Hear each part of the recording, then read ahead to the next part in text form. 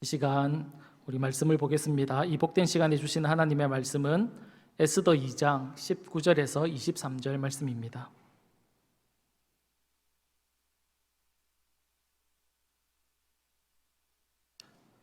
에스더 2장 19절에서 23절 말씀입니다. 왕의 목숨을 구한 모르드게라는 제목으로 말씀을 받겠습니다.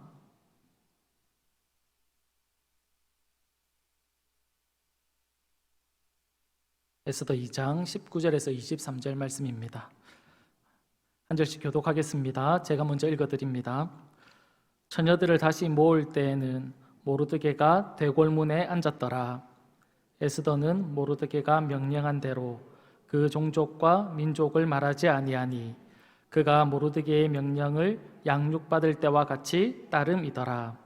모르드게가 대궐문에 앉았을 때에 문을 지키던 왕의 넷이 빅단과 데레스 두 사람이 원한을 품고 아하수에로 왕을 암살하려는 음모를 꾸미는 것을 모르드게가 알고 왕후 에스더에게 알리니 에스더가 모르드게의 이름으로 왕에게 아랜지라. 같이 읽습니다.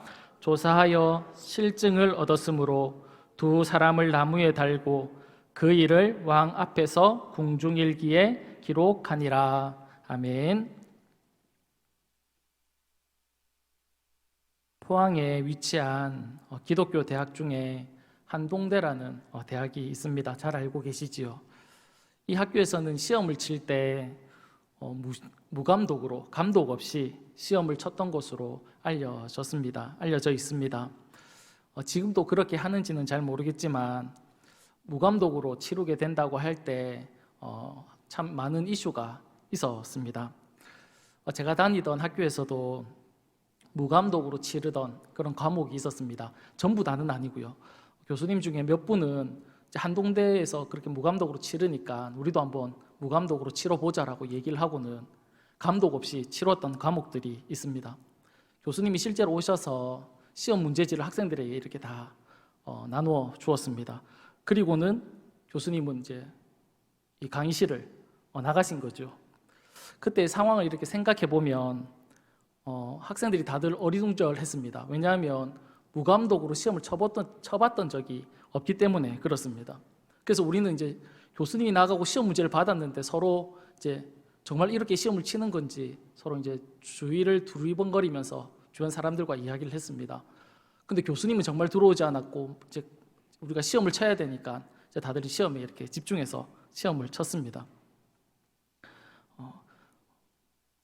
교수님이 안 들어오니까 학생들이 시험을 치는데 어떻게 되었겠습니까? 처음에는 다들 열심히 문제를 풀고 있는데 뒤에서 학생들이 헛기침을 하기 시작하는 겁니다.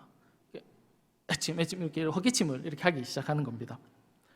왜 그렇게 했는지 이렇게 주변을 둘러보면 왜 그렇게 했는지를 알 수 있었는데 몰래 책을 꺼내서 책을 보고 하는 학생들이 있었던 것입니다.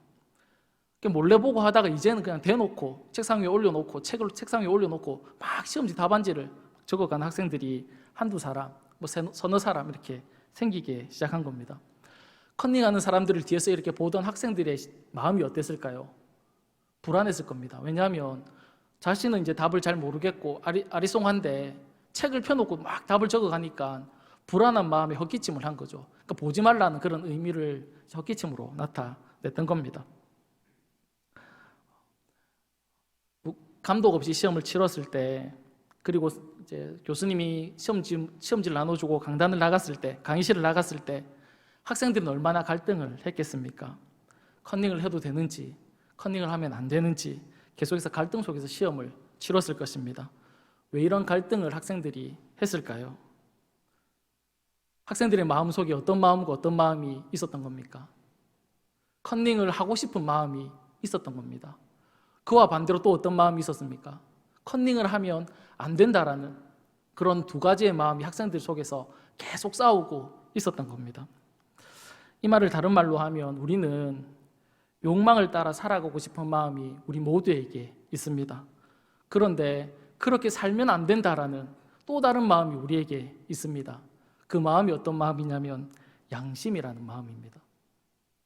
욕망대로 살아가고 싶은데 내 뜻과 내 마음대로 살아가고 싶은데 그렇게 살면 안 된다라고 우리에게 가르쳐주는 양심이 우리 속에 있다라는 것입니다. 이 양심이라는 것은 예수를 믿는 사람이든지 믿지 않는 사람이든지 모두가 다 이 양심이라는 것을 가지고 있지요. 이 양심은 특징이 있는데 그 특징이 무엇이냐면 선을 쫓아가려고 하는 그런 특징이 있다는 겁니다. 그래서 사람이 해서는 안 되는 그런 일들을 하는 사람들을 보면서 우리가 무엇이라고 말을 합니까? 저 사람은 양심도 없다, 그런 이야기를 하곤 하지요. 부모를 죽이거나 태어난 아기를 돌보지 않고 죽음으로 몰고 간 그런 사건 사고들을 들으면서 우리는 양심도 없는 사람이라고 욕을 하는 겁니다. 왜냐하면 우리에게는 선을 쫓아가려고 하는 그 양심이 우리 모두에게 다 있기 때문에 그렇습니다. 그래서 양심은 특징이 있는데 선을 쫓아가려고 하는 그런 특징이 있다는 겁니다. 이런 선을 쫓아가려고 하는 양심을 성경은 무엇이라고 얘기하냐면 하나님이 우리에게 주신 것이다, 그렇게 말씀하고 있습니다. 로마서 2장 14절에서 15절에 보면 이렇게 말씀합니다. 율법 없는 이방인이 본성으로 율법의 일을 행할 때에는 이 사람은 율법이 없어도 자기가 자기에게 율법이 되나니 이런 이들은 그 양심이 증거가 되어 그 생각들이 서로 혹은 고발하며 혹은 변명하여 그 마음에 새긴 율법의 행위를 나타낸다, 그렇게 말씀하죠. 하나님은 하나님의 백성들에게 하나님의 법, 율법을 주셨습니다. 이 율법으로 인해서 우리는 하나님의 법이 어떤 것인지 잘 알 수 있습니다. 그러나 하나님을 알지 못하는 세상 사람들은 하나님의 법, 율법을 알지 못한다는 겁니다. 그래서 그들이 잘하고 잘못하고를 무엇으로 판단하냐면 그들이 가지고 있는 양심으로 판단한다는 겁니다. 자신의 양심으로 그 법을 삼는다는 것이지요. 감독 없는 시험장에서 시험을 치면 어떻게 해야 됩니까? 시험을 칠 때 컨닝을 해야 됩니까? 컨닝을 하면 안 됩니까? 컨닝을 하면 안 된다는 것을 우리 모두가 다 잘 알고 있습니다. 왜냐하면 우리의 양심에서 그렇게 얘기를 하거든요. 컨닝하면 안 된다고. 그 양심의 소리가 우리를 가르친다라는 것이지요. 그래서 양심은 선을 향해 가려고 하는 그런 특징이 있습니다. 그래서 칼빈은 양심을 하나님의 소리다라고 그렇게 말을 하기도 했습니다. 오늘 본문에서 우리는 두 종류의 사람을 만나볼 수 있습니다. 첫 번째 종류의 사람은 양심을 따라 살아가는 사람입니다. 그 사람이 누구냐면 모르드게와 에스더라는 사람입니다. 이 모르드게와 에스더는 양심을 쫓아 살았던 사람입니다. 두 번째 종류의 사람은 양심을 저버린 사람이 등장합니다. 그들이 누구냐면 빅단과 데레스라는 사람입니다. 이 빅단과 데레스는 양심을 저버린 사람의 모습으로 등장을 합니다.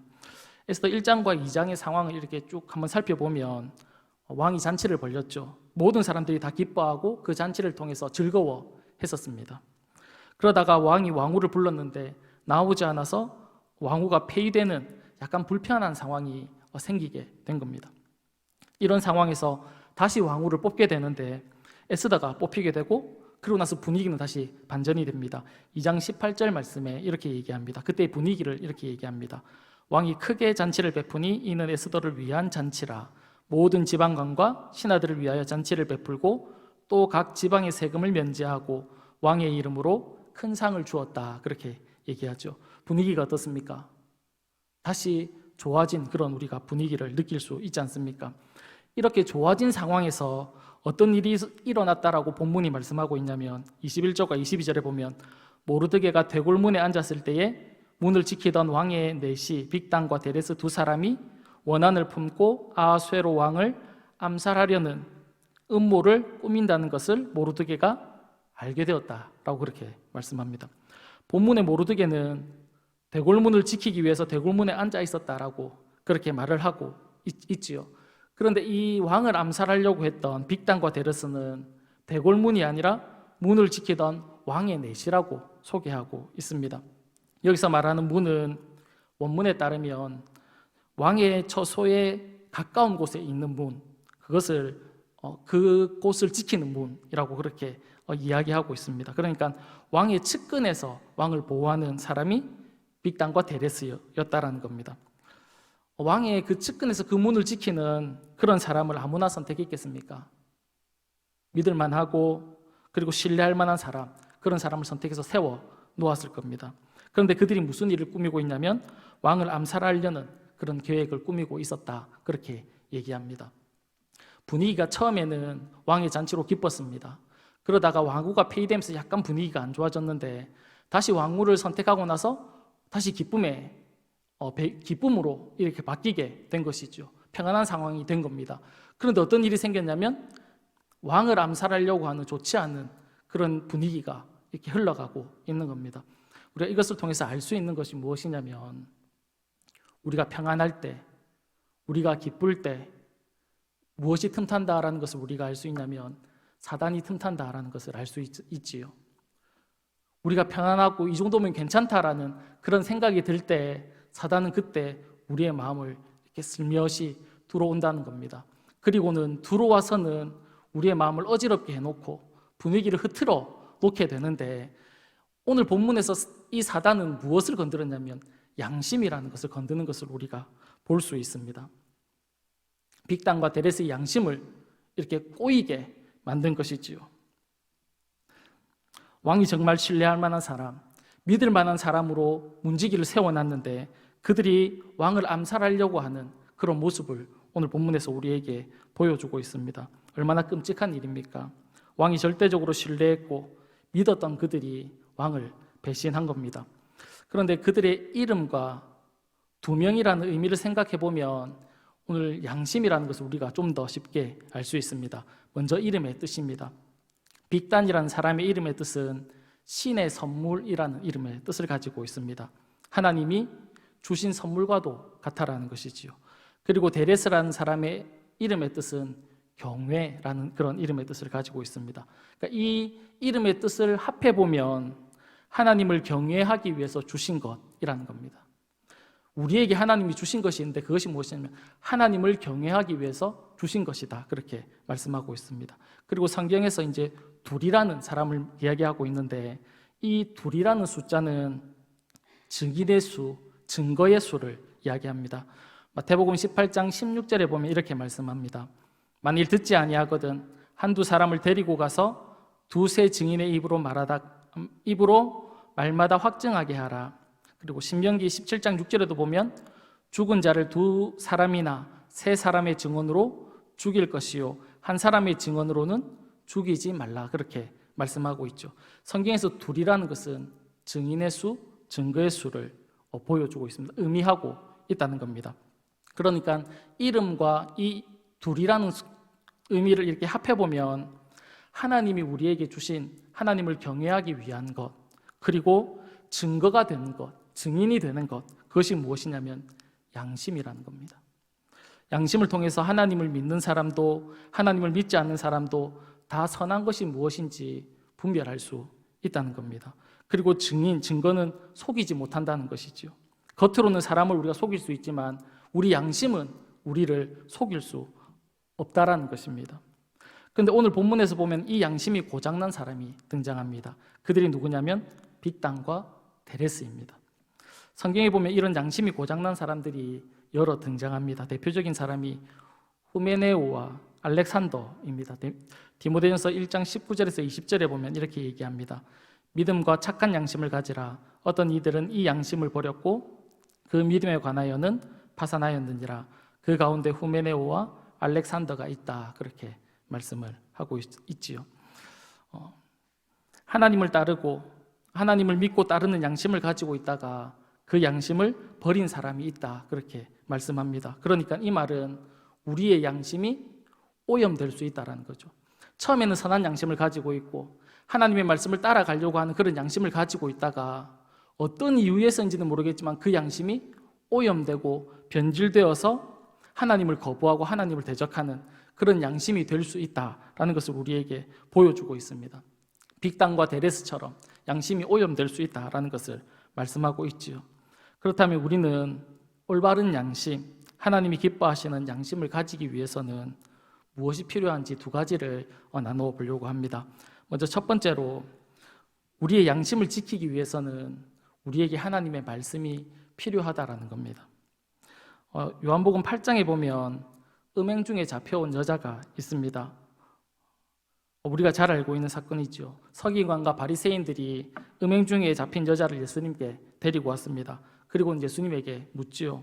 이런 악을 행하는 자는 모세 율법에 의하면 돌로 쳐서 죽이라고 했는데 당신은 어떻게 하겠습니까? 그렇게 예수님에게 물었습니다.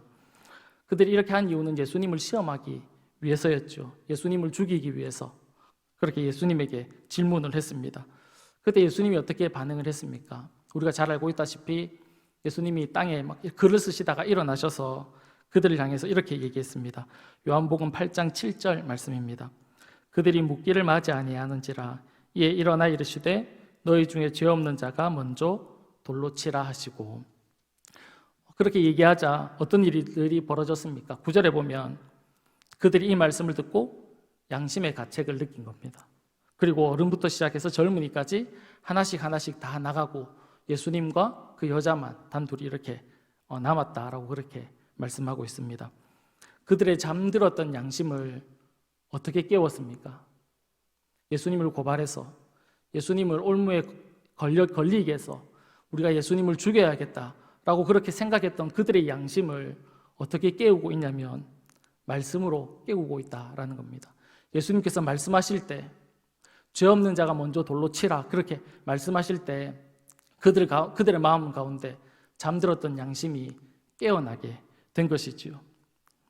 예수님의 말씀이 그들의 양심을 깨운 것입니다. 다윗이 우리아의 아내 바세바를 취했을 때 그 양심을 깨웠던 것이 무엇입니까? 그 자신이 잘못했다는 것을 알게 한 것이 무엇이냐면 나단이 전한 하나님의 말씀이었던 겁니다. 그 당시 왕은 많은 후궁을 둘 수 있었거든요. 다윗도 충분히 그럴 수 있었습니다. 스스로 괜찮다라고 여길 수 있었던 겁니다. 그런데 이 다윗의 마음을 흔들어서 깨웠던 것이 무엇이냐면 하나님의 말씀이었다라는 겁니다. 그 하나님의 말씀이 전해지자, 그 하나님의 말씀을 듣자 다윗의 마음은 불편해지고 다윗의 마음 가운데 내가 잘못했다라는 것을 깨닫게 된 것이지요. 이 다윗의 양심이 되살아나게 된 것입니다. 우리의 양심은 우리가 살아가는 상황과 환경에 따라서 바뀌고 물들 수 있다는 겁니다. 예전에는 주일날 돈을 쓰는 것에 대해서는 마치 죄를 짓듯이 그렇게 여겼던 겁니다. 그런데 지금은 주일날 돈 쓰는 것에 대해서 그렇게 우리가 불편해하지 않는 것이지요. 돈을 쓰고 안 쓰고 이거의 중요성보다는 우리의 상황과 환경이 바뀌면 우리의 생각이 바뀔 수 있다는 겁니다. 우리의 생각이 바뀌면 우리의 양심이 바뀔 수 있다는 것이죠. 우리의 양심의 기준이 변할 수 있다는 겁니다. 이것을 다른 말로 하면 양심은 우리의 상황과 환경에 영향을 받는다는 겁니다. 그렇다면 우리의 양심은 둔해질 수도 있고 그리고 하나님의 말씀에 반할 수도 있게 된다는 것이지요. 이런 양심을 다시 깨워야 하는데 어떻게 우리가 깨울 수 있느냐 하는 것은 말씀드렸던 것처럼 하나님의 말씀이 우리에게 들릴 때, 그 하나님의 말씀이 우리 마음 속에 부딪힐 때 우리의 양심이 다시 깨어나고 회복될 수 있다는 것입니다. 사랑하는 여러분, 하나님의 말씀이 우리 마음 가운데 부딪힐 수 있기를 바랍니다. 하나님의 말씀이 우리 속에 부딪힐 때 아플 수 있지요. 너무 속상할 수 있습니다. 들리는 말씀이 또 내보고 하는 소리네, 나들으라고 하는 소리네, 그렇게 들릴 수도 있습니다. 그러나 하나님의 말씀이 들리는 것이 우리에게 복인 줄 믿습니다. 왜냐하면 우리의 죽은 양심, 우리의 잠들어버린 양심, 하나님을 향하여 있지 않는 우리의 양심을 돌릴 수 있는 것이 하나님의 말씀이기 때문에 그렇습니다. 사랑하는 여러분, 하나님의 말씀이 내 속에 부딪히면, 하나님의 말씀으로 해서 내가 좀 불편하면 그것이 우리에게 복이라는 것입니다. 왜냐하면 우리를 바꾸고 새롭게 하는 것이 하나님의 말씀이기 때문에 그렇습니다. 사랑하는 여러분, 우리의 양심을 살리는, 우리의 신앙을 다시 살리는 그 하나님의 말씀이 우리 속에 부딪히기를 바라고 그 하나님의 말씀이 다시 우리 삶의 기준이 될 수 있기를 간절히 축복합니다. 두 번째로 우리의 양심을 깨끗하게 하는 것은, 바꿀 수 있는 것은 그리스도의 보혈이라는 사실입니다. 히브리서 9장 14절에 보면 이렇게 말씀합니다.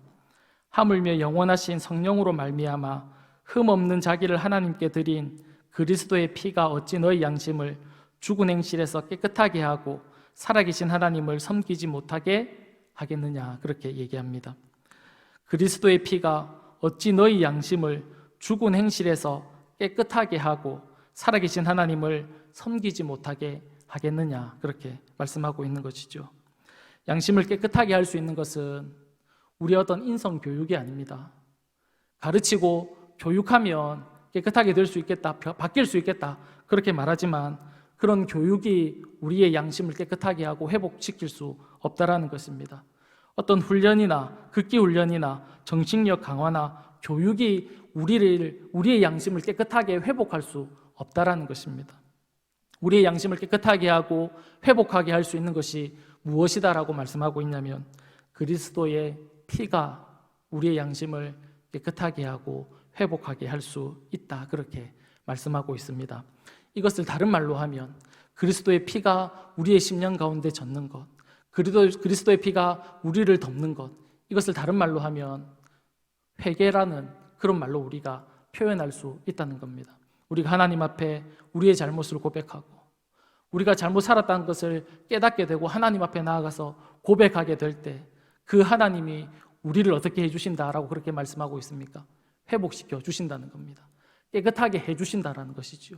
앞에서 말씀드렸던 것처럼 양심은 상황과 환경에 따라서 변화될 수 있다라고 말씀드렸습니다. 바뀔 수 있다는 겁니다. 고장날 수 있다는 겁니다. 잘못될 수 있다는 겁니다. 그런데 그것을 다시 회복할 수 있다는 것은 하나님의 말씀으로 회복할 수 있고, 그리고 그리스도의 피로, 그 피가 우리를 적실 때 그 피로 우리를 용서하시고 다시 회복시켜 주실 수 있다, 그렇게 말씀하고 있는 겁니다. 주님의 보혈만이, 그 피만이 우리의 병든 양심, 이 세상을 쫓아가려고 하는 그 양심을 다시 돌려놓아서 하나님을 따를 수 있게 한다, 그렇게 말씀하고 있다는 것이지요.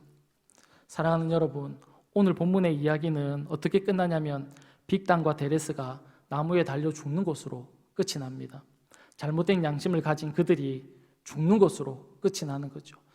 우리가 하나님 앞에 회개하고 하나님의 피를 우리가 그 주님 앞에 나가서 우리의 잘못을 고백할 때, 회개할 때 하나님은 우리의 잘못된 이 양심들을 죽이신다는 거죠. 죽여서 다시 회복시켜 주신다는 것을 우리에게 말씀하고 있는 겁니다. 사랑하는 여러분, 간절히 바라기는 우리가 하나님의 말씀대로 살아가지 못한다는 것을 깨달았을 때 우리가 그 자리에서 돌이킬 수 있는, 우리가 주님의 그 피와 그 보혈을 의지함으로 하나님 앞에 나아갈 수 있기를 간절히 바랍니다. 그러면 우리의 힘과 우리의 능력으로, 세상의 교육으로 고칠 수 없는 우리의 양심을 하나님이 고쳐주신다고 말씀하고 있는 겁니다. 말씀을 정리하도록 하겠습니다. 오늘 본문의 분위기는 평안하다가 다시 위기를 맞다가 다시 평안해질 때 문제가 생긴 것을 볼 수 있습니다. 그 문제는 무엇이냐면 양심의 문제였습니다. 이 양심을 사단은 우리에게 공격해 온 거죠. 평안할 때 공격해 들어온 것입니다. 우리의 삶이 평안할 때 공격받을 수 있습니다. 그런데 이 양심이 고장난 그들을 어떻게 하셨냐면 말씀으로 고치시고 보혈로 고치셨다라는 겁니다. 우리의 힘과 우리의 능력으로, 우리 어떤 교육으로 고치는 것이 아니라 주님만이 우리를 고칠 수 있다라는 것을 말씀하고 있는 거죠.